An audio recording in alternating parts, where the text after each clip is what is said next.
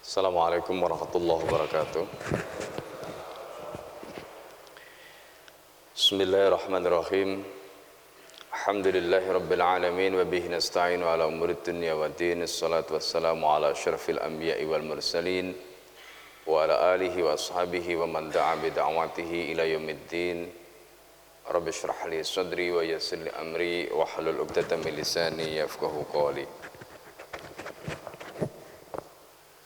Allahumma inna a'udzubika an adilla wa dhilla zilla wa zilla wa adlima wa udlama wa ajali jala alayya. Bapak dan saudara sekalian yang dimuliakan oleh Allah, alhamdulillah pada subuh yang dimuliakan oleh Allah Subhanahu wa taala ini kita diberikan kesehatan oleh Allah, diberikan kekuatan iman dan keistiqomahan sehingga kita bisa melaksanakan salat subuh berjamaah dan kita bisa melanjutkan kajian kitab Hayatus Sahabah. Pada pagi hari ini kita memasuki juz yang kedua halaman 358, yaitu wasaya Abi Bakar li Amr ibn al-As wa ghairihi radhiyallahu anhum. Wasiat Abu Bakar pada Amr bin As dan yang lain-lain, dan semoga Allah Subhanahu wa taala memberikan ridha kepada mereka. Bismillahirrahmanirrahim. Qala al-muallifu rahimahullah nafa'ana bihi wa bi ulumihi fid dharaini amin. Muallif atau pengarang kitab ini, semoga Allah Subhanahu wa taala memberikan manfaat pada kita, juga ilmu beliau yang kita pelajari di dua negeri, akhirat dan di dunia yang kita sekarang singgahi ini. Wasiyah Abi Bakar li Amru id ista'malahu alal juyush ila sam. Jadi wasiatnya Abu Bakar kepada Amr bin As, id ista'malahu, ketika Abu Bakar mengangkat Amr bin As menjadi amil, menjadi pejabat di daerah Syam atau menjadi panglima yang diutus untuk membebaskan Syam, alal juyush, untuk memimpin pasukan ila Syam, ke Syam. Kata ista'mala kadang-kadang digunakan di dalam bahasa Arab, khususnya untuk konteks kekuasaan ini kadang-kadang merujuk kepada makna amil. Amil itu maknanya adalah pejabat di daerah. Tapi dalam konteks ini karena konteksnya dengan juyush, maka amil di sini maksudnya adalah orang yang ditugaskan untuk memimpin pasukan. Akhraja Ibnu Sa'ad an Abdullah ibn Abi Bakar bin Muhammad bin Amr ibn Hazm qala. Ibnu Sa'ad dari Abdullah bin Abi Bakar bin Muhammad bin Amr bin Hazm berkata, ajma'a Abu Bakar radhiyallahu anhu ayadmal juyush ila Syam. Jadi Abu Bakar radhiyallahu an ketika itu hendak mengumpulkan tentara yang akan diberangkatkan ke Syam. Kana awwalu man sara min umalihi, di antara petugas atau pejabat yang ditugaskan pertama kali yang akan berangkat ke Syam itu adalah Amr bin As radhiyallahu an. Semoga Allah memberikan ridha kepada beliau. Wa amarahu, kemudian Abu Bakar memerintahkan kepada Amr bin As. Apa perintah Abu Bakar? Ayyasluka ala Ailah amidan li Palestin. Jadi beliau diperintahkan untuk menempuh jalan menuju ke Ailah dengan tujuan ke Palestina. Kita tahu wilayah Ailah ini yang kemudian di situ nanti ada perjanjian yang disebut dengan Al-Ahd Al-Umari. Jadi perjanjian yang diteken oleh Umar bin Khattab radhiyallahu anhu. Dan penduduk Ailah ini yang kemudian nanti kalau kita lihat mereka termasuk yang berada di lingkungan atau berada di dalam kota tua Jadi kalau kita sekarang di Al-Quds, maka kita akan menjumpai ada semacam benteng. Benteng itu dibangun oleh pemerintahan khilafah Utsmaniyah.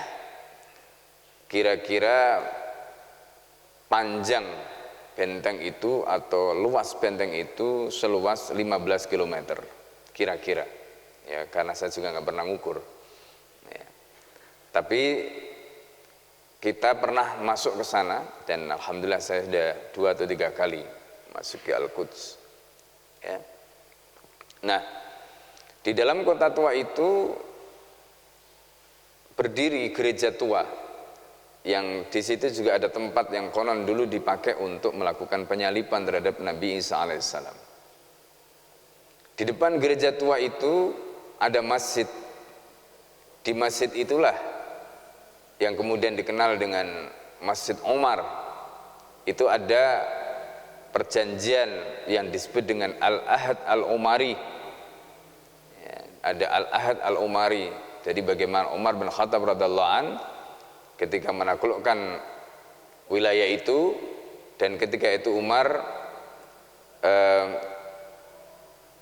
mendapatkan kunci, dan Umar punya kesempatan sebenarnya untuk sholat di dalam gereja, tapi Umar tidak mau.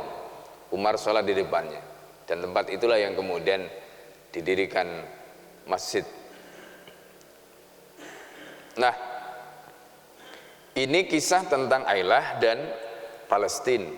Jadi artinya bahwa Ailah itu sudah pernah pada zaman Abu Bakar As-Siddiq itu menjadi tujuan, meskipun nanti kemudian akhirnya yang berhasil melakukan pembebasan itu adalah Umar bin Khattab radhiyallahu anhu.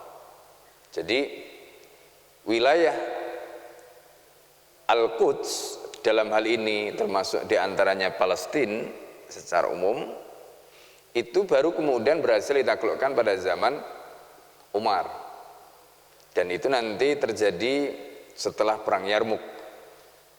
Perang Yarmuk itu setelah Abu Bakar. Abu Bakar tidak lagi menjadi khalifah, dan ketika itu ada Khalid bin Walid, kemudian Abu Ubaidah Al-Jarrah, dan beberapa sahabat yang lain. Nah, jadi kalau kita membaca riwayat ini, artinya ini terjadi sebelum pembebasan Al-Quds. Kemudian wa kana jundu Amr alladhi kharaju minal Madinah salasata alaf. Tentaranya Amr bin As yang ketika itu meninggalkan Madinah jumlahnya sebanyak 3.000. Ya, jumlahnya sebanyak 3.000. Fihim nasun kasirun minal muhajirin wal ansar. Di dalam rombongan itu mereka terdiri dari kebanyakan adalah kalangan muhajirin dan ansar. Jadi pasukannya tidak banyak sebenarnya. Kalau kita lihat pada saat perang Mu'tah, yang dikirim oleh Nabi itu kurang lebih juga segitu. Ya, konon ada yang mengatakan sampai 10.000 lah. Tetapi pasukan yang dihadapi itu 100.000. Ya kan, berarti berapa kali lipat? Itu 10 kali lipat. Ya, jadi pasukannya memang enggak pernah banyak. Tapi umat Islam itu jangan dilihat jumlahnya. Zaman dulu ya. Sekarang jumlahnya banyak. Dulu itu jumlahnya enggak banyak. Wong Haji Wada itu menurut riwayat itu hanya sekitar 100.000 Haji Wada. Jumlah yang ikut haji bersama Rasulullah SAW itu hanya sekitar 100.000. Enggak banyak 100.000. Ya, kalau kita lihat sekarang orang tawaf di Masjidil Haram itu berapa? Ya kan? Nah, sekali haji itu bisa 4 sampai 5 juta kalau wukuf di Arafah itu. Ya, dibanding dengan zaman Nabi hanya sekitar 100.000, sedikit sekali. Ya. Nah, itu pun sudah gabungan, karena Haji Wada itu gabungan dari mana-mana. Ya. Dari hampir seluruh jazirah Arab mereka datang. Nah, Bapak Ibu dan saudara sekalian yang dimuliakan oleh Allah, jadi jumlah pasukan tadi nggak banyak, 3.000. Kebanyakan mereka dari kalangan muhajirin dan ansar. Wa kharaja Abu Bakar As-Siddiq radhiyallahu anhu yamshi ila janbi rakhilati Amr bin Al-As radhiyallahu anhu. Nah, ketika itu Abu Bakar keluar meninggalkan rumahnya, kemudian Abu Bakar berjalan menuju ke sebelah tunggangan yang dinaiki oleh Amr bin As radhiyallahu anhu, semoga Allah meridai beliau. Wa yusihi, dan Abu Bakar ketika itu memberikan wasiat kepada Amr bin As. Apa wasiatnya? Wa yaqulu, wasiatnya mengatakan begini, ya Amru, wa ya Amru, ittaqillah. Jadi selalu wasiatnya itu begitu. Ya, wasiatnya kalau ditujukan kepada panglima itu selalu begitu. Sejak zaman Nabi itu ittaqillah. Ya, jadi kalau khutbah Jumat ittaqillah, ya wasiatnya selalu begitu. Mengangkat pejabat selalu ittaqillah. Gitu. Jadi wasiatnya itu takwa, itu nomor satu. Ya, nggak ada wasiat yang lain. Ittaqillah dulu. Ittaqillah. Kenapa ke ittaqillah? Saya sudah sering sampaikan.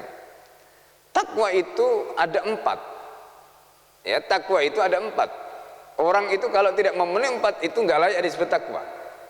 Yang pertama, orang itu takut kepada Allah. Jadi kalau dinasihati ittaqillah berarti dia harus takut kepada Allah. Nah, itu yang pertama. Dia harus takut kepada Allah. Kalau dia tidak punya rasa takut kepada Allah, nggak punya takwa. Ya, nah ini yang pertama. Yang kedua, ya al-amal bitanzil. Jadi al-khauf min rabbil jalil. Yang kedua al-amal bitanzil. Konsekuensi dari rasa takut pada Allah, maka apapun yang Allah perintahkan pasti dia akan kerjakan. Dia akan meninggalkan apa yang Allah larang, dia akan mengerjakan apa yang Allah perintah. Itu makanya Imam Nawawi mengatakan takwa itu apa? Imtithalu awamirillahi wastinabu nawahihi. Melaksanakan perintah Allah dan meninggalkan larangan Allah. Itu namanya al-amal bitanzil. Nah, kemudian yang ketiga, orang yang bertakwa itu mesti, kata Sayyidina Ali, ar-ridha bil qalil. Apapun yang dia dapatkan dari Allah dia terima. Ya, mau dikasih enak dia terima, mau dikasih nggak enak dia terima, nggak pernah protes. Itu orang bertakwa. Jadi orang yang suka protes dengan apa yang Allah berikan itu, gambaran orang itu nggak bertakwa atau minimal kurang takwanya. Nah, gitu. Jadi kalau dia itu takwa kepada Allah, ridho dia dengan apapun yang Allah beri. Mau enak mau nggak enak, nggak protes. Nah, ini ciri orang bertakwa. Yang ketiga, yang keempat apa? Al-istidad liyaumir rahil. Orang yang bertakwa itu dia sudah memikirkan, menyiapkan bagaimana dia nanti akan digiring, bagaimana nanti dia akan diminta pertanggungjawaban di padang mahsyar, itu dia mikir. Dan kalau dia ingat itu, maka dia nggak akan berpikir yang lain kecuali apa yang dia lakukan itu selamat dunia akhirat. Gitu. Ini kuncinya ya. Ini kuncinya. Makanya nasihatnya selalu itu, ittaqillah, ittaqillah, ittaqillah. Takwalah kamu kepada Allah. Karena 4 itu. Jadi kalau orang itu punya ketakwaan pada Allah, insya Allah. Ya. Jadi kalau orang itu punya ketakwaan pada Allah, maka insya Allah dia selamat. Karena 4 tadi, ya terjaga semua. Nah, kemudian di sini Abu Bakar As-Siddiq radhiyallahu anhu memberikan nasihat kepada Amr bin As sebagai panglima yang akan dikirim untuk ke Syam. Maka beliau mengatakan, ya Amru, wahai Amru, ya, ittaqillah fi sirri amrika. Kamu bertakwalah kepada Allah dalam perkara amrika, sirri amrika. Jadi dalam perkara yang tersembunyi, dalam urusan kamu yang tersembunyi. Artinya urusan yang tidak diketahui oleh orang lain, urusan yang hanya diketahui oleh kamu dengan Allah. Kamu harus bertakwa kepada Allah. Orang itu kan kadang-kadang baik kalau ketemu orang lain, tapi kalau di belakang kelihatan aslinya. Nah, ini orang yang bertakwa nggak begitu. Maka Sayyidina Abu Bakar mewasiatkan, ittaqillah fi sirri amrika. Kamu di belakang kamu harus bertakwa kepada Allah. Wa ala niyatika. Baik itu dalam perkara sirri maupun dalam perkara alaniyah, dalam perkara yang terang-terangan kelihatan orang, kamu harus bertakwa kepada Allah. Itu. Wastahyihi, dan kamu malulah kepada Allah. Orang itu kalau nggak punya malu, kata Nabi, ini termasuk wasiat dari nabi-nabi terdahulu, bukan hanya Nabi Muhammad, wasiat dari nabi-nabi terdahulu. Di antara ya kalimat yang diwasiatkan oleh nabi-nabi sejak dulu itu apa? Idza lam tastahyi fasna ma syi'ta. Kalau kamu sudah tidak punya rasa malu, maka lakukanlah apa yang kamu mau. Maka orang itu kalau nggak punya rasa malu, apapun dia sanggup lakukan. Ya, apapun sanggup dia lakukan. Kenapa? Sudah nggak punya rasa malu. Nggak punya rasa malu. Ini, ya. Nah, karena itu malu itu adalah ciri dari ketakwaan. Salah satunya ciri dari ketakwaan itu kalau dia masih punya rasa malu. Gitu loh. Dan orang yang punya rasa malu itu diantaranya karena tadi disebutkan di situ wastahyihi, malukanlah kamu kepada Allah. Ya, malu kita ini sama Allah. Ya kan? Nah, ini. Jadi makanya ya, kalau orang itu sudah nggak punya rasa malu, ibaratnya udah rai gedek gitu ya. Ya, rai gedek, ya. Muka tembok, ya, atau apalagi lah gitu ya. Ya. Nah, itu bukti bahwa orang itu sudah tidak punya ketakwaan pada Allah. Nggak ada itu takwa. Ya, jadi karena itu kalau orang itu punya ketakwaan pada Allah, pasti dia punya rasa malu. Nah, ini diantara wasiatnya Abu Bakar kepada Amr bin As, wastahihi, malulah kamu kepada Allah. Kenapa kita harus malu kepada Allah? Fa innahu yaraka, karena Allah itu melihat kamu. Allah itu melihat kamu. Ya. Wa yara amalaka, dan Allah melihat amalmu. Kata Abu Bakar As-Siddiq. Jadi malu kita ini. Jadi Allah melihat kamu, Allah melihat amal kamu, makanya kamu malu sama Allah. Jadi meskipun Abu Bakar nggak melihat, Abu Bakar di Madinah, ya kan, pasukannya ini mau diutus kemana? Ke Syam. Syam dengan Madinah itu jauh, ya kan? Coba kalau tidak punya rasa malu kepada Allah, khalifah yang mengawasi dia ada di Madinah, kalau dia nggak merasa malu kepada Allah, nggak merasa diawasi oleh Allah, makanya Abu Bakar mengatakan fa innahu yaraka, Allah itu melihat kamu. Wa yara amalaka, dan Allah melihat amal kamu. Makanya orang itu, Pak, kalau melakukan amal, ini penting ya pembahasan riya, ikhlas dan riya itu. Dalam kitab Al-Kabair itu ketika kita membahas tentang riya, riya itu termasuk syirik kecil, tapi riya itu bisa merusak amal kita. Riya itu bisa merusak amal kita. Makanya amal yang dilakukan karena riya, ya, kalau mulai awal amal itu riya sampai akhir, maka amal itu ditolak oleh Allah Subhanahu wa taala. Ya. Tapi kalau orang itu melakukan amal mungkin di tengah-tengah, awalnya ikhlas, di tengah-tengah dia riya, maka kalau dia sebelum dia menyelesaikan amal tadi dia bertobat kepada Allah, ya semoga Allah ampuni dosa riyanya tadi itu dan amalnya diterima oleh Allah. Sebab kalau dia nggak tobat, maka pasti amalnya tidak akan diterima oleh Allah. Nah, ini bahayanya riya ya. Makanya kita melakukan amal ya semata-mata karena Allah. Itu penting. Karena Allah yang melihat amal kita. Wa qad ra'aita taqdimi iyyaka ala man huwa aqdamu sabiqatan minka. Katanya, aku mendahulukan kamu, kamu itu tak dahulukan. Ya, alaman hum aqdamu sabiqatan minka, ketimbang orang yang lebih senior masuk Islam, lebih duluan masuk Islam ketimbang kamu. Wa man kana adamu ghina anil Islam wa ahlihi minka, dan orang yang lebih, istilahnya itu dalam tanda petik, Islam butuhkan ketimbang kamu. Ya, kenapa aku dahulukan kamu? Itu diantara cara Abu Bakar radhiyallahu an untuk menjelaskan kepada Amr bin As. Jadi kamu jangan merasa karena mendapatkan tugas atau mandat dari khalifah lalu kemudian berbuat semaunya. Karena masih banyak orang yang lebih hebat daripada kamu, lebih senior daripada kamu, lebih dibutuhkan oleh Islam daripada kamu. Tapi bukan mereka yang kami utus, kami dahulukan kamu ketimbang mereka. Maka ini adalah amanah, caranya begitu. Ini amanah. Tolong jaga betul amanah ini. Yang enggak sembarang orang mendapatkan amanah ini. Nah, ini nasihat Abu Bakar kepada Amr bin As. Kemudian apa kata beliau? Fakun min umalil akhirah. Kalau kamu jadi pejabat, jadilah pejabat akhirat. Nah, ini nasihat beliau. Karena menjadi panglima ini juga bagian dari pejabat, ya kan? Apalagi kalau dia punya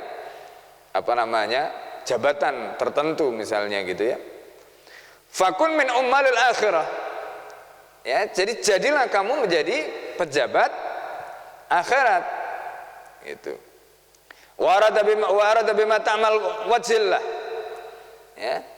Dan pejabat yang ketika dia melakukan amal, ya, ketika kamu melakukan amal, bima ta'mal wajh Allah, kamu melakukan amal karena Allah Subhanahu wa ta'ala. Kemudian wakun walidan liman ma'aka, kamu jadilah sebagai orang tua bagi orang-orang yang kamu pimpin. Menjadi pejabat itu begitu, ngayomi. Itu, ngayomi. Jadi orang tua itu ngayomi, ya. Wala takshifanna an-nasa an astarihim. Kamu jangan sekali-kali membuka tabir, ya, an-nasa dari manusia itu. Maksudnya apa? Ada hal yang perlu ditutup. Ada hal yang tidak perlu disampaikan. Tidak semua yang kita tahu kita sampaikan.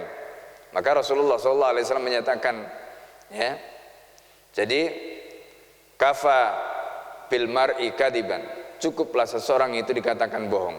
Ayu haddisa bi kulli ma sami'a, dia menceritakan apapun yang dia dengar. Apa saja yang dia dengar ceritakan. Maka orang seperti ini cukup disebut sebagai pembohong, sebagai orang yang bohong, kata Rasulullah. Maka kadang-kadang ada perkara yang, misalnya ada orang melakukan maksiat, katakanlah begitu. Kalau orang itu menyembunyikan maksiatnya, maka ketika dia melakukan maksiat dan kita tahu berduaan dengan dia, cukup antara kita dengan dia. Itu bagian dari menutup aib. Karena boleh jadi orang itu malu aibnya disampaikan kepada orang lain. Buktinya apa? Dia melakukan maksiat secara sembunyi-sembunyi. Kalau dia ahli maksiat, dia akan melakukan maksiat terang-terangan, itu namanya orang fasik. Kalau orang fasik, maka tentu karena dia melakukan maksiat secara terbuka, maka kita tidak perlu menyembunyikan maksiat dia, dia sendiri yang membuka maksiatnya. Nah, ini bedanya. Nah, jadi kita harus tahu kapan kita harus menutup aib seseorang dan kapan orang itu aibnya dibuka karena memang dia sendiri yang membuka aibnya tadi. Nah, Bapak Ibu dan saudara sekalian yang dimuliakan Allah, ini adalah gambaran, ya, terkait dengan apa yang disampaikan oleh Amr bin As kepada apa yang disampaikan Abu Bakar, ya, As-Siddiq tadi itu kepada Amr bin As. Jadi nasihat beliau diantaranya itu. Jadi apa yang perlu ditutup jangan dibuka, ya, karena itu adalah perkara yang harus disembunyikan. Waqtafi bi'alaniyatihim, cukuplah dengan apa yang tampak pada mereka. Enggak usah kamu orek-orek, enggak usah kamu korek-korek, enggak usah kamu bongkar-bongkar, enggak usah. Ya, apa yang mereka tutupi kamu tutupi. Ya, jangan dibongkar. Nah, ini. Nah, sekarang ini kan dengan apa namanya infotainment, orang suka sekali. Ya, apalagi kalau apa namanya ngikuti acara-acara begitu, ya kan, itu semuanya gosip, ya. Nah, kita ini kadang-kadang sibuk dengan gosip, ya, padahal gosip ini tidak ada manfaatnya, ya, tidak ada manfaatnya. Maka Rasulullah SAW menyatakan, min husni islamil mar'i tarkuhu ma la ya'ni. Di antara ciri baiknya Islam seseorang adalah meninggalkan perkara yang nggak ada gunanya. Nah, itu tadi termasuk di antara perkara nggak ada gunanya, menghabiskan waktu untuk ngikuti gosip, ya kan? Nah, gosip ini kan sebenarnya sesuatu yang ditutup harusnya, tapi kemudian dibuka. Kenapa dibuka? Karena itu laku. Sekarang yang paling laku kan acara begitu, orang udah pusing, ya, mikir COVID udah pusing, ya kan? Atau mikir apa namanya, kadang-kadang jadi akhirnya suka cerita-cerita yang aneh-aneh kadang-kadang. Nah, jadi ini contoh. Kenapa kita tidak menghabiskan waktu dengan baca Al-Quran? Kenapa kita tidak habiskan waktu untuk zikir? Kenapa kita tidak habiskan waktu untuk sholat? Kenapa kita tidak habiskan waktu untuk melakukan ketaatan pada Allah? Kan lebih bermanfaat, atau membaca buku, ya, daripada bengong di depan TV, ya, apa namanya ngikuti gosip tadi itu. Nah, ini perkara-perkara yang harusnya itu tadi disebutkan an astarihim, perkara-perkara yang ditutup tapi kemudian dibuka. Ya, makanya nasihat beliau tadi itu disebutkan waqtafi bi alaniyatihim, cukup dengan apa yang tampak saja, nggak perlu kamu korek-korek yang tidak tampak. Nah, ini nasihat beliau. Wa kun mujiddan fi amrika, dan kalau kamu ngurusi perkara maka seriuslah, mujiddan, seriuslah ngurusi perkara itu. Jadi jangan main-main kalau ngurusi perkara. Apa ukurannya serius? Orang itu kalau melakukan pekerjaan, kalau serius itu cirinya pertama, ketika dia melakukan pekerjaan dia punya tujuan. Tujuannya tergambar, ya. Kalau kita mau bicara bangun masjid ya ada gambarnya lah gitu, ya. Kalau bangun nggak ada gambarnya itu berarti nggak, salah satu nggak serius itu. Nanti kan gambarnya apa bentuknya jadi nggak karu-karuan kalau nggak ada gambarnya. Ya, jadi serius itu harus ada tujuannya. Tujuan itu tergambar. Ya. Terus kemudian dia tahu apa yang harus dilakukan. Ya, kemudian dia tahu bagaimana untuk mewujudkan. Dan perkara dia wujudkan tadi itu mungkin bisa diwujudkan, bukan sesuatu yang tidak mungkin. Ya, kalau kita bikin tujuan-tujuan itu mustahil, ya itu namanya nggak mungkin. Nggak mungkin. Jadi lakukanlah sesuatu yang mungkin. Ketika sesuatu itu jelas tujuannya, kita lakukan ya langkah-langkahnya, lalu kemudian kalau ada misalnya gagal atau berhenti, kita harus memikirkan plan A, plan B. Plan A nggak berjalan, harus ada plan B. Terus begitu sampai terwujud, itu namanya mujid, itu namanya serius. Kalau kemudian plan A gagal, kemudian berhenti, itu namanya nggak serius. Itu ciri orang yang serius dalam beramal itu begitu. Ya, i'malu fasayarallahu amalakum, kata Allah. Kamu beramallah dan Allah akan melihat amal kamu. Itu tadi. Jadi kalau kita melakukan sesuatu harus tuntas. Jangan gantung. Belum selesai sudah tinggal. Makanya Allah mengatakan fa idza faraghta fansub. Jadi kalau melakukan pekerjaan satu-satu, selesaikan satu baru kemudian yang lain. Terus begitu. Itu namanya bertahap. Fa idza faraghta fansub. Wa ila rabbika farghab. Gitu.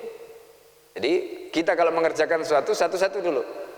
Dan kemudian selesai baru mengerjakan yang lain. Wa ila rabbika, dan kepada Tuhanmu farghab, minta kepada Tuhan. Berharaplah kepada Tuhan, jangan berharap pada manusia. Kadang-kadang kita melakukan sesuatu timnya bongkar pasang, betul tidak? Itu manusia, karena itu jangan berharap pada manusia. Ya, maka Allah mengatakan tadi itu wa ila rabbika farghab, berharapnya hanya kepada Allah. Kalau Allah enggak gonta-ganti. Ya, Allah itu mah terserah kita. Ya, kalau kita istiqomah, Allah akan selalu bersama kita. Tapi kalau kita belok-belok, kita enggak istiqomah, ya itu artinya kita sendiri yang meninggalkan Allah Subhanahu wa taala. Nah, jadi begitu. Orang melakukan amal itu namanya serius. Melakukan amal. Makanya para sahabat itu enggak ada yang gagal. Enggak ada yang gagal. Misi mereka selalu berhasil. Kenapa? Karena mereka serius. Itu cirinya. Kenapa Rasulullah SAW perang, dan peperangan Nabi itu sekian puluh kali, ya, dipimpin sendiri oleh Nabi.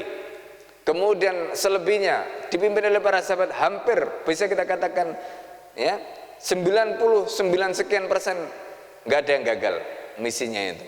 Ya, kalau ada 1-2 kasus yang kemudian dikhianati dan sebagainya, itu bukan karena misi tadi itu tidak dijalankan, ya, tapi karena ada pengkhianatan, ya, dan itu yang terjadi pada Rasulullah dan para sahabat.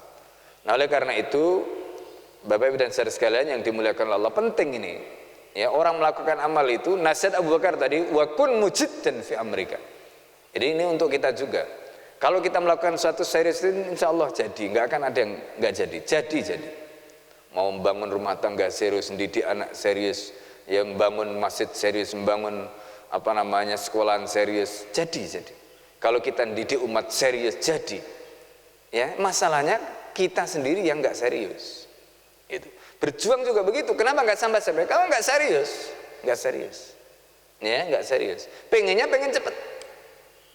Itu yang terjadi, orang berjuang itu pengen cepet. Dia lupa yang menentukan berhasil dan tidak itu Allah Subhanahu wa taala, bukan cepet-cepetan. Ya, belum tentu yang kemudian dia belakangan itu kemudian dianggap gagal, tidak. Ya, karena yang penting tadi itu kita istiqomah. Ketika berjuang itu istiqomah dengan tuntunan Allah Subhanahu wa taala. Karena kemenangan itu Allah yang memberi. Wa man nasru illa min indillah. Ya, kemenangan itu datangnya dari Allah. Makanya kenapa sahabat tadi itu pasukannya kok cuma 3.000? Ya, 3.000-nya sahabat itu bisa mengalahkan 100.000-nya orang kafir. Kenapa mereka kok begitu? Iya, karena mereka itu di belakangnya, ya, ada malaikat, di belakangnya ada Allah Subhanahu wa taala. Kenapa kok mereka bisa begitu? Itu tadi. Innalladzina qalu rabbunallah tsumastaqamu. Jadi orang-orang yang sudah mengatakan Rabbunallah, Tuhan kami Allah, tsumastaqamu, kemudian mereka istiqamah, tatanazzalu alaihimul malaika. Malaikat itu akan turun membantu mereka, menolong mereka. Meskipun sebagian mufassir mengatakan itu konteksnya nanti pada saat dikubur. Tapi sebagian yang lain mengatakan tidak. malaikat turun membantu mereka, dan itu dibuktikan oleh para sahabat ketika mereka perang. Cuma mereka nggak pernah banyak, tapi mereka selalu menang. Kenapa? Istiqamah. Sumastaqamu tatanazzalu alaihimul malaika alla takhafu wala tahzanu. Kamu nggak usah takut, nggak usah khawatir. Kenapa?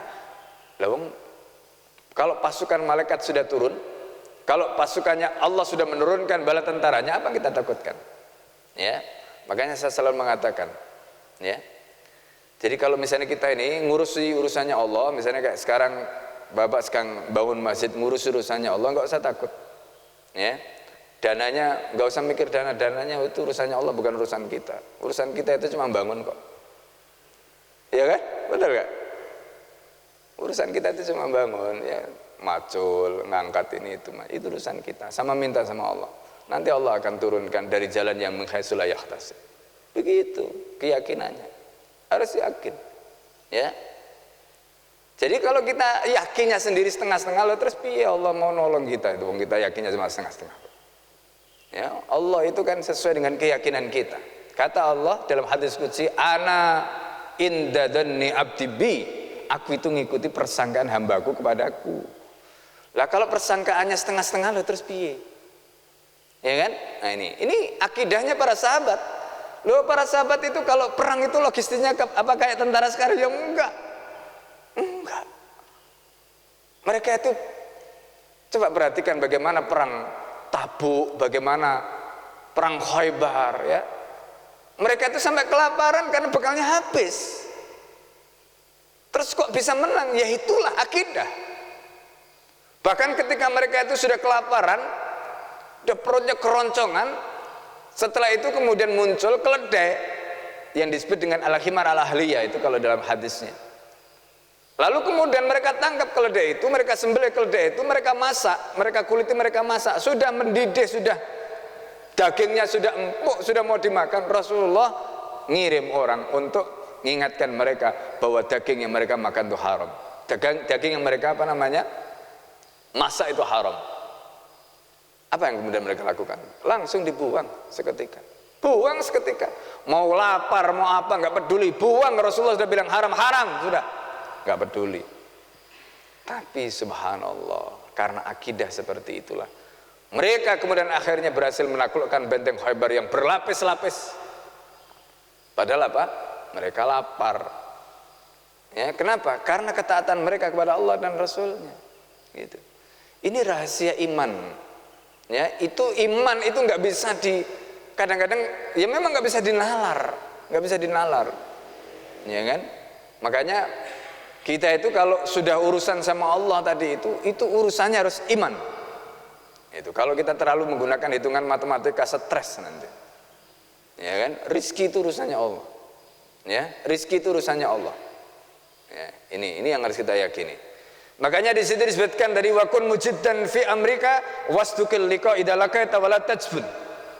Ya, kamu harus serius dalam ngurusi urusanmu. Dan kamu wastukil liqa. Dan kalau kamu bertemu dengan musuh, idalah kita, kalau kamu bertemu dengan musuh, kamu harus ustuk, harus jujur, harus benar. Jangan, ya, istilahnya kalau orang sekarang itu maju mundur, ragu-ragu, apalagi mencela-menceli, jangan. Ya, sudah. Ustuk al-liqa'a wala tajbun, kata Sayyidina Abu Bakar. Kamu jangan jadi pengecut kalau ketemu musuh. Ini Abu Bakar. Ya, kepada Amr bin As. Kemudian apa kata beliau? Wataqaddam fil ghulul. Ya. Kalau ada orang yang melakukan keharaman, mendapatkan harta haram, memakan harta haram, maka kamu harus maju dan tangani. Wa'aqib alaihi, dan kamu berikan sanksi. Wa idza wa'ata ashabaka fa'aujiz. Kalau kamu memberikan nasihat kepada sahabatmu, jangan bertele-tele. Nasihat yang simple, langsung bisa dilaksanakan. Jadi kalau nasihat muter nanti lupa poinnya. Ya. Jadi nasihat itu kuncinya simple. Ijaz. Ya, kalau dalam bahasa balaghah itu ada ijaz, ada itnab. Ya, jadi simple tapi maknanya kita sudah paham. Nah, itu nasihat. Ya. Kalau panjang itu namanya pidato. Ya. Nah, ini. Wa aslih nafsaka, kamu perbaiki dirimu. wa tasluh laka ra'iyatuka. Kalau kamu perbaiki dirimu, kalau dirimu baik, maka rakyatmu akan baik kepadamu. Nah, jadi kalau ada pemimpin nggak baik, maka rakyatnya juga akan begitu. Kenapa? Karena rakyat itu adalah cerminan pemimpin. Gitu, cerminan pemimpin lah. Kalau pemimpinnya nggak taat hukum, pemimpinnya hukum istilahnya itu apa namanya, semaunya gitu ya, ya rakyatnya juga akan begitu. Kalau pemimpinnya itu disiplin, rakyatnya akan disiplin. Nah, begitu. Maka kita itu kalau memimpin harus kita perbaiki diri kita. Ya, kita ngajak orang lain untuk begini, kita harus begini. Ya kan? Nah, itu baru nanti ikut. Ya, nggak ngajak orang lain, dia sendiri. Makanya Al-Qur'an mengatakan atamuruna an-nasa bil birri wa tansawna anfusakum. Ya, wa antum tatluna al-kitab. Apakah kamu ngajak orang lain melakukan kebaikan? Ya, kemudian kamu melupakan diri kamu sendiri sementara kamu baca kitab. Kata Allah, ya nggak boleh seperti itu. Jadi kalau kita apa namanya, ingin rakyat kita baik, yang kita pimpin baik, maka kita harus baik. Itu nasihat Abu Bakar kepada Amr bin As. Kemudian nasihat yang kedua, ini juga masih kepada Amr bin As. Kitabuhu radhiyallahu anhu ila Amru wal Walid bin Uqbah. Wa akhraja Ibnu Jarir at-Tabari anil Qasim Ibnu Muhammad qala kataba Abu Bakar ila Amru wa ila Al-Walid bin Uqbah radhiyallahu anhuma. Ibnu Jarir telah meriwayatkan dari Al-Qasim bin Muhammad, beliau telah mengatakan kata Abu Bakar ila Amru. Jadi kalau tadi sebelum berangkat, Amru ini sebelum berangkat. Ya. Kalau ini sudah berangkat, makanya beliau nulis surat. Ya kan? Maka Abu Bakar menulis surat kepada Amru dan kepada Al-Walid bin Uqbah radhiyallahu anhu, semoga Allah meridai keduanya. Wa kana la nisfi min sadaqati qada'ah. Wa qad kana Abu Bakar syayya'ahuma mab'athahuma 'ala sadaqah. Jadi Abu Bakar ketika itu, jadi apa namanya? Ini kaitannya dengan sedekah ya, Bani Quda'ah. Kemudian Abu Bakar ketika itu syayya'ahuma. Jadi mengiringi mereka mab'athahuma, tempat ketika mereka diutus ala sedekah untuk mengurus sedekah tadi. Wa awsakullu wahidin mimma biwasiyatin wahidah. Masing-masing kemudian diberikan wasiat dengan nasihat yang sama. Faqala, nasihat Abu Bakar kepada mereka, ittaqillah. Nah, ini. Jadi nasihatnya apa? Bertakwa kepada Allah. Fis sirri wal alaniyah. Nasihatnya apa? Bertakwa kepada Allah baik ketika fis sirri, ketika sendiri maupun ketika terang-terangan. Fa innahu may yattaqillah yaj'al lahu makhraja. Karena siapa saja yang bertakwa kepada Allah, Allah pasti akan berikan solusi. Nah, ini dalam surat At-Talaq. Ya. Wa may yattaqillah yaj'al lahu makhraja. Itu ayatnya. Jadi ingat-ingat itu. Jadi kalau orang itu bertakwa, punya kesulitan apapun, nanti akan ada solusi. Tiba-tiba Allah kasih ide, tiba-tiba Allah kasih inspirasi, tiba-tiba Allah kasih, misalnya ada orang lain datang. Itu makhraja. Makhraja itu macam-macam. Ya, jadi makanya itu nanti kalau orang itu bertakwa kepada Allah, Masya Allah. Karena itu Al-Hasan Al-Basri mengingatkan, kenapa ketika beliau ditanya, kalau misalnya ada orang kesulitan rezeki, apa solusinya? Suruh banyak istighfar. Loh, orang sulit rezeki kok suruh banyak istighfar, apa hubungannya? Beliau mengatakan, ya karena orang yang beristighfar kepada Allah, ya, orang beristighfar kepada Allah. Orang yang beristighfar pada Allah, Allah akan memberikan apa?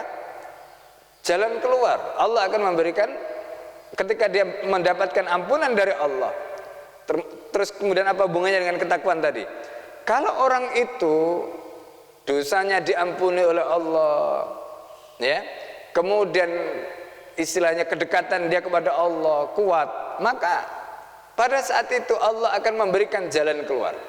Allah akan menolong dia. Ya, Allah akan menolong dia. Makanya di sini disebutkan yaj'al lahu makhraja wa yarzuqhu min haitsu la yahtasib. Allah menganugerahkan pada dia rizki yang tidak disangka-sangka. Nah, jadi rizki yang tidak disangka-sangka itu karena orang itu bertakwa. Gitu loh. Orang itu bertakwa. Ya. Wa may yattaqillaha yukaffir anhu sayyi'atihi. Jadi kalau orang itu bertakwa kepada Allah, Allah akan tebus kesalahannya. Ya, wa yu'dim lahu ajran, dan Allah akan agungkan, Allah akan lipat gandakan pahalanya untuk dia. Nah ini, jadi Masya Allah. Fa inna taqwallah khairu ma tawasaw bi ibadallah. Karena takwa kepada Allah itu adalah sebaik-baik ma tawasaw bi ibadallah, sebaik-baik apa yang dijadikan wasiat oleh hamba Allah. Jadi kalau kita mau wasiat itu wasiat bertakwa. Makanya khotib itu selalu, dan bahkan takwa kepada Allah itu menjadi rukun dalam khutbah. Ya, takwa kepada Allah itu menjadi wasiat yang menjadi rukun dalam khutbah. Nah, itu di situ diantaranya. Innaka fi sabilin min subilillah. Kamu berada di jalan, salah satu jalan dari jalan Allah. La yasauka fil idhan wal tafrid. Ya. Jadi jangan sampai karena berada di jalan Allah dari idhan itu, ya, melakukan tindakan yang hina. Ya. Jangan sampai ini, termasuk melakukan tafrid. Ya. Jadi sesuatu yang melampau, nggak boleh. Ya, nggak boleh.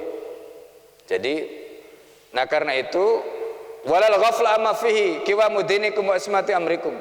Demikian juga tidak boleh melakukan kelalaian terhadap apa yang menjadi pilar-pilar agama kamu dan isma amrikum, yang menjadi penjaga urusan kamu. Fala tani wala taftar. Kamu jangan lunak, jangan lembek. Kamu jangan lemah.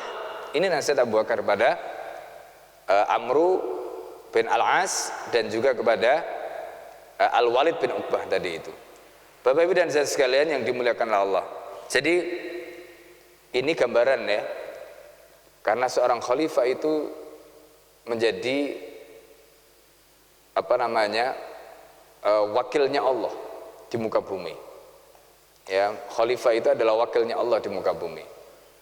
Makanya ketika seorang khalifah itu adil, itu adalah gambaran ya tentang bagaimana Allah. Salah satu gambaran ya, meskipun itu belum tentu keadilan manusia tidak akan bisa sempurna ya, kecuali ya dia kembali ya. Artinya ketika manusia itu melakukan keadilan sehebat apapun, tidak ada yang bisa sempurna, tidak akan bisa mengalahkan atau menandingi ya keadilan Allah Subhanahu wa taala. Nah karena itu apapun yang dilakukan ketika dia melakukan hukumnya Allah itu pasti adil ya, meskipun namanya manusia mesti ada kekurangan, itu pasti. Tapi kalaulah dia kurang, itu sifatnya manusiawi. Tapi kalau manusia itu sudah punya sifat kurang, lalu kemudian dia tidak berhukum dengan hukumnya Allah, gak akan bisa adil. Gimana mau adil? Wong adil itu datangnya dari Allah, ya kan? Adil itu datangnya dari Allah, terus dia gak mau pakai hukumnya Allah, terus dari mana mau adil? Gak bisa, gak bisa. Ya kan? Nah karena itu kalau kita mau adil, maka kuncinya harus kembali kepada Allah. Ya, bahwa yang menjalankan hukum itu manusia, iya. Ya, dan manusia itu ada kelemahan, iya. Tetapi itu masih jauh, ya, lebih adil. Seadil-adilnya hukum buatan manusia nggak akan bisa, ya, nggak akan bisa menandingi sekecil atau besar hitamnya kuku itu dengan keadilan hukumnya Allah Subhanahu wa taala, nggak akan bisa. Ya, karena hukumnya Allah, keadilannya tidak mungkin bisa ditandingi dengan yang lain. Nah, jadi ini gambaran yang kita bisa kaji pada kesempatan pagi hari ini, ya. Jadi bagaimana Abu Bakar As-Siddiq sebagai seorang khalifah ketika itu menjalankan hukum Allah, kemudian beliau memberikan wasiat takwa kepada panglima-panglima yang dikirim, termasuk pejabat-pejabat yang dikirim ke daerah ya. Nah ketika itu wasiat yang diwasiatkan tidak lain adalah wasiat takwa, karena ketakwaan inilah yang beliau sebutkan tadi itu ya, khairu ma tawasaw bihi ibadullah, sebaik-baiknya wasiat yang diwasiatkan oleh hambanya Allah Subhanahu wa taala. Tidak ada wasiat yang lain yang lebih baik kecuali wasiat takwa. Saya kira itu yang saya bisa sampaikan, Bapak Ibu dan sekalian yang dimuliakan Allah. Mungkin ada yang ingin ditanyakan atau ingin disampaikan sebelum kita tutup. Waktu sudah masuk waktu syuruk, silakan. Kalau ada yang mau tanyakan. Fadhal, silakan.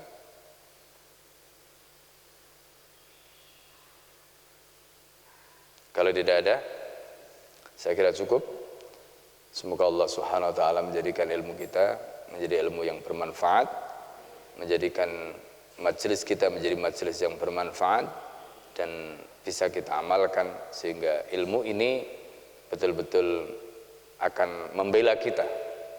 Ya, jadi ilmu itu bisa menjadi pemberat, akan mengadili kita, tapi juga bisa sebaliknya. Jadi para ulama mengatakan al-ilmu hujjatun, al-ilmu ya hujjatun alaika walalaka illa ma'umila bihi.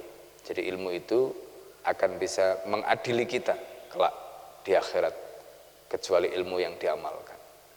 Ya, jadi ilmu yang diamalkan itu ilmu yang nanti akan menolong kita. Tapi kalau kita tidak mengamalkan, maka ilmu itu akan mengadili kita. Na'udzubillah, summa na'udzubillah.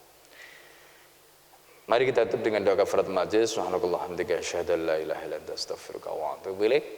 Assalamualaikum warahmatullahi wabarakatuh.